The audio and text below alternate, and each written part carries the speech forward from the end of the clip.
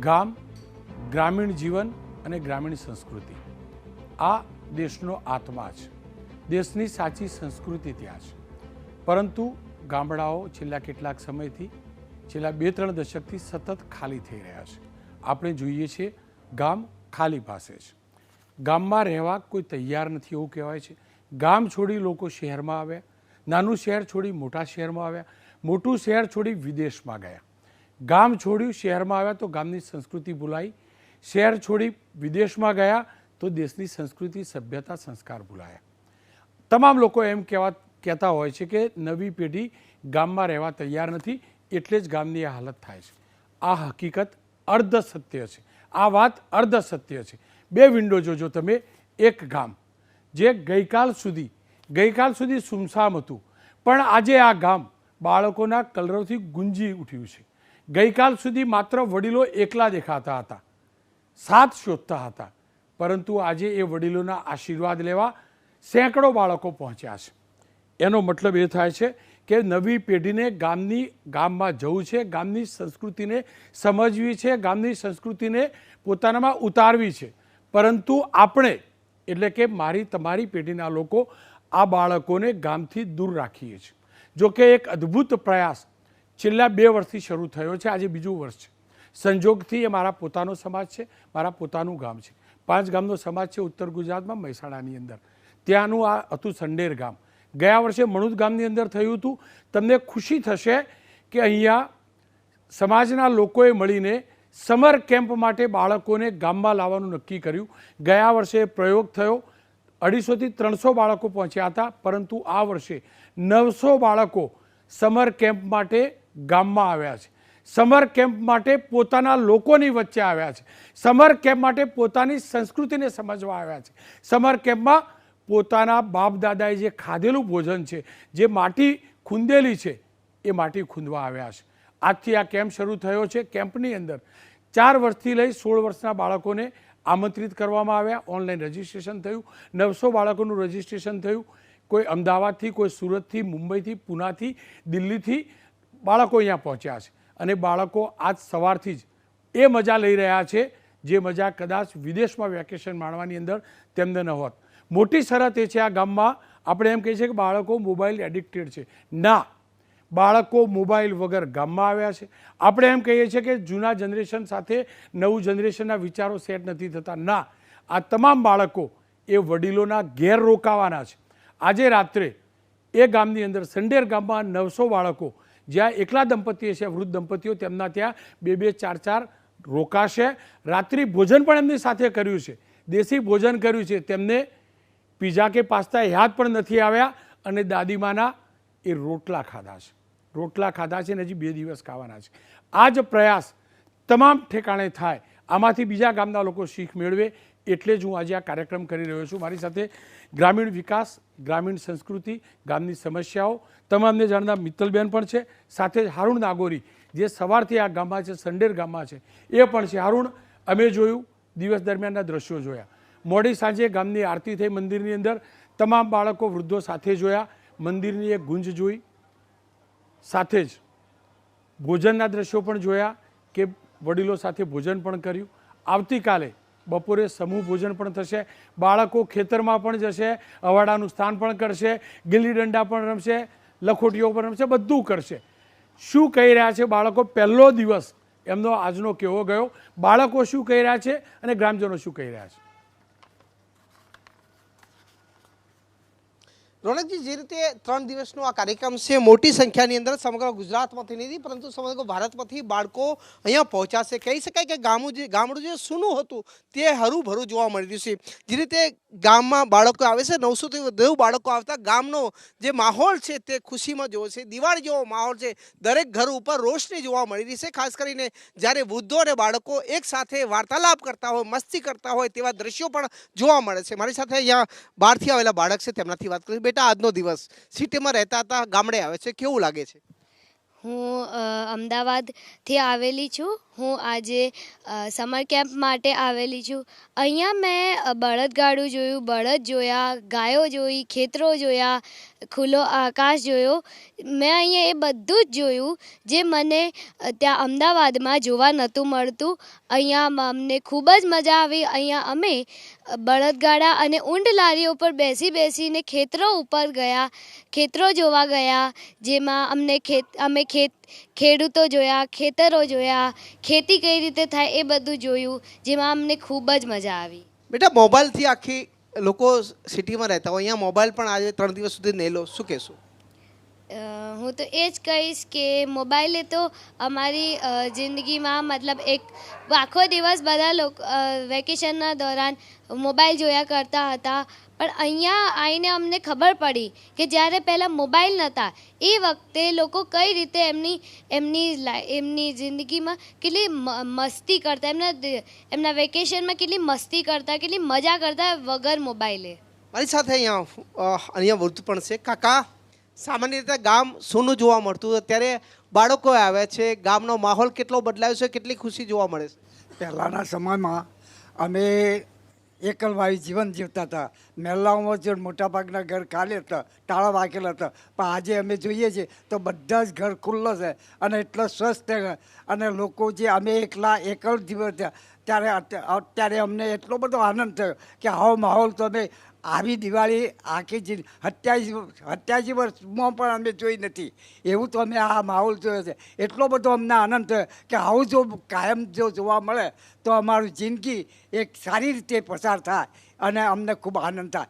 કાકા, ખાસ કરીને બાળકો આપણે વંદન કરવા બી આવ્યા, આપને ક્યાંક મળવા પણ આવ્યા, આપના સુખ દુઃખના સાથી પણ બન્યા આજના દિવસે. મેં જોયું કે બાળકો સાથે આપ હસતા ખેલતા વાતો કરતા, તેમની સાથે મસ્તી કરતા, કેવી મજા આવી આજે?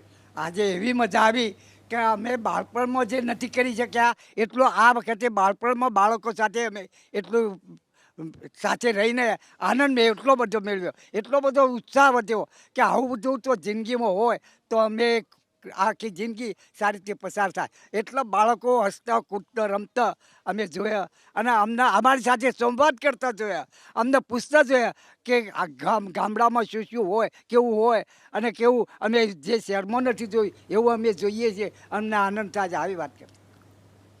જે રીતે અહીંયા આવેલા છે, અહીંયા આયોજક છે તેમનાથી પણ વાત કરું. સાહેબ, આ જે સમગ્ર આયોજન કર્યું છે, શું છે પ્રોગ્રામ, શું રહેશે?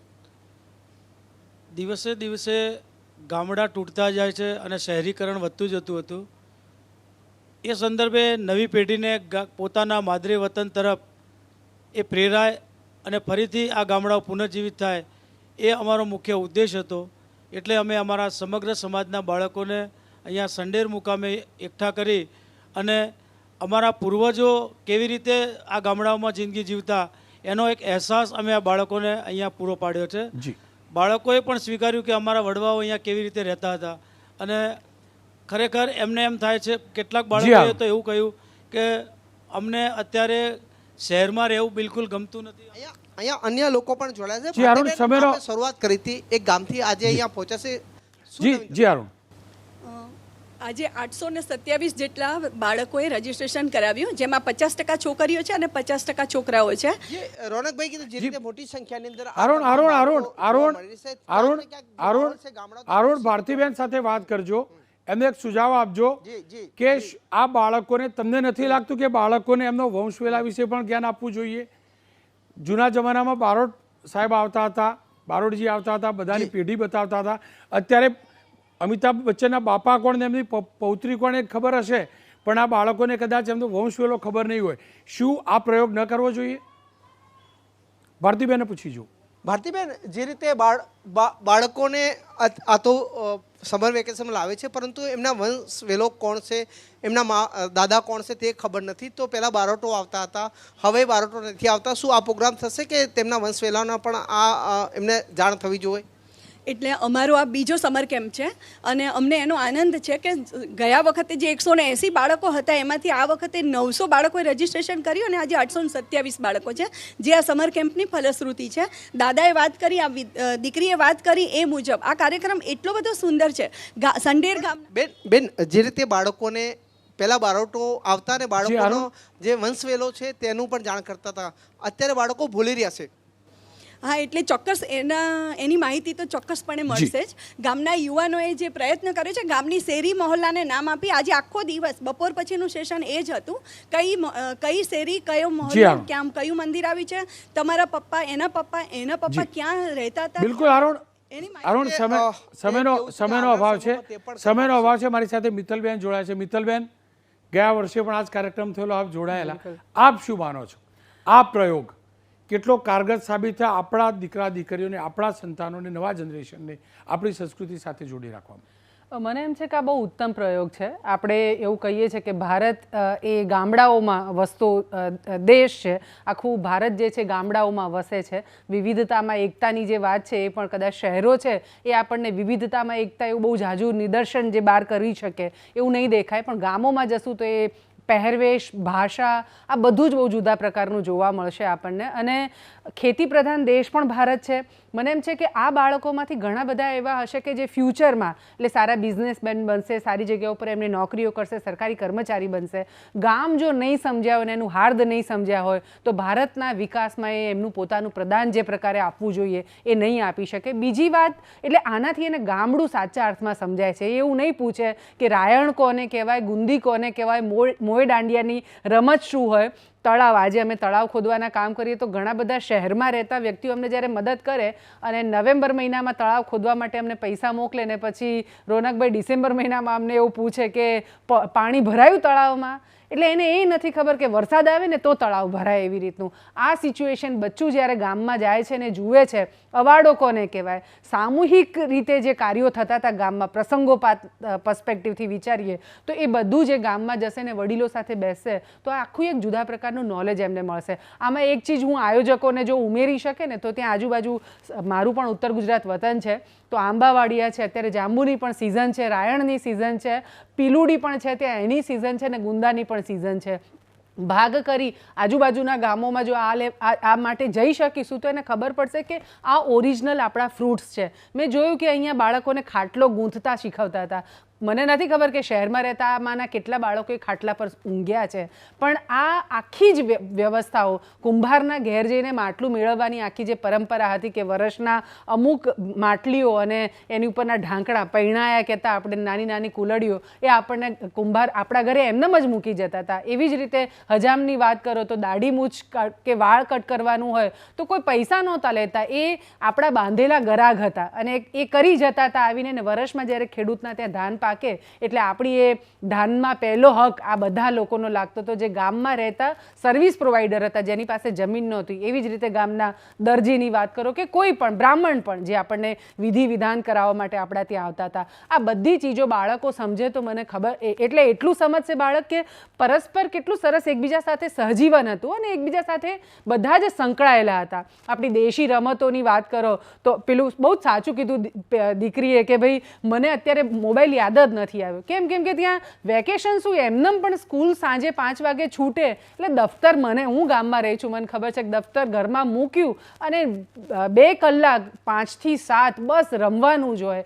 એટલે હેલ્થને લઈને આજે નાના નાના બાળકોને સામે જે ઇશ્યુ આપણે જોઈએ છે, મને એમ છે કે ઇશ્યુને ક્યાંય સ્થાન જ ન હોય આ બધામાં. સો બહુ જ મજાનું આખું જીવન, ગ્રામ્ય પરિવેશ જે છે. અને મને એમ એ પણ હું માનું છું કે ભારત જે દેશ આપણો ગામડાઓ સાથે સંકળાયેલો છે તો આ બધી જ ચીજો બાળકો શીખે. તમે પેઢી આંબાની વાત કરી કે બારોટો આવતા ને પેઢી આંબો લખતા હતા, એવું જ બહુરૂપિયો ગામમાં આવતા હતા ને 7-8 દિવસ ગામમાં રોકાય. બિલકુલ. અને આ બધું બતાવવાની જરૂર છે ને. વિદેશમાં એમ કહે છે કે ભારત એ સપેરાઓનો દેશ છે. મને એમ છે કે સપેરાને પણ બોલાવો. એ આપણો નેશનલ જિયોગ્રાફી ને ડિસ્કવરી નહોતી ત્યારે એ લોકો આપણને સમજાવતા હતા કોને અજગર કહેવાય, કોને ભંપોળી કહેવાય, કોને વીંછી કહેવાય. એ આ બધું આ બાળકોને આપણે સમજાવીએ. આપણા મૂલ્યો, આપણી સંસ્કૃતિ કેટલી જબરદસ્ત હતી નહીં છે, પણ ગામો અને ક્યાંક એવું પણ છે કે ગામમાં રહેતા બુઝુર્ગો જે ગામડા ખાલી થઈ ગયા છે, પેલા કાકાને આનંદ આવે કે આટલા બધા તહેવાર જેવું મને લાગે છે. તો પહેલાં તહેવારોમાં માણસો જતા હતા ગામમાં, ગામ યાદ દિવાળી, ઉત્તરાયણ પણ ભરાઈ જતા હતા ગામો. હવે તો એ આપણે બંધ કરીને વેકેશન એટલે ફોરેન જવાનું અથવા રાજ્યના જુદા જુદા વિસ્તારોમાં. તો ગામ ભણી જઈએ એ બહુ જ ઉત્તમ, આખી બહુ સુંદર પ્રયોગ છે. મને એમ છે કે દરેક સમાજ અને દરેક ગામે આ પ્રયોગ કરવા જેવો છે, એટલે એ રીતે આ પ્રયોગને વધાવું છું. ખેર, આ સમર કેમ્પ હજુ પણ 2 દિવસ ચાલવાનો છે. મારો જ અનુભવ કહી દઉં તો સગાવાલા મારા છે એટલે મેં આજે ફોન કરીને પૂછ્યું કે 8 વાગે મારો કાર્યક્રમ જોશો કે નહીં? તો કહ્યું ભાઈ ભલું થયું તારા કાર્યક્રમનું, હું ટીવી બંધ કરી ગામમાં છોકરો એમની જોડે ફરીશ. 2-4 દર્શક મારા ઓછા ચોક્કસથી થશે, પણ એ વાતનો આનંદ છે કે અમારા એ ગામ જેમની સીમ સૂની હતી, જેમના ખેતર સૂના હતા, જેમના તળાવ સૂના હતા, જેમની આંબાવાડી સૂની હતી, ત્યાં કાલે દિવસે આ બાળકો જશે. એ તમામ ભવાઈ હોય કે પછી ગામની અંદર નાટકનો શો કે બહુરૂપીનો શો, આ તમામ આ બાળકો આજે કાલે ને પરમ દિવસે 3 દિવસે માણશે. તમામ ગામોની અંદર આ પ્રકારના નાના મોટા પ્રયાસ થતા હશે. ગ્રામીણ જીવનને જીવંત રાખવા આપની પાસે કોઈ પણ આ પ્રકારના સમાચાર હોય તો એબીપી અસ્મિતાના સંવાદદાતાનો સંપર્ક કરજો. અમે એને પ્રસારિત કરવા માગીએ છીએ, કારણ કે અમે જાણીએ છીએ સાચું જીવન, સારું જીવન, શુદ્ધ જીવન, સ્વસ્થ જીવન ગામમાં છે. સાચું સુખ ગામમાં છે.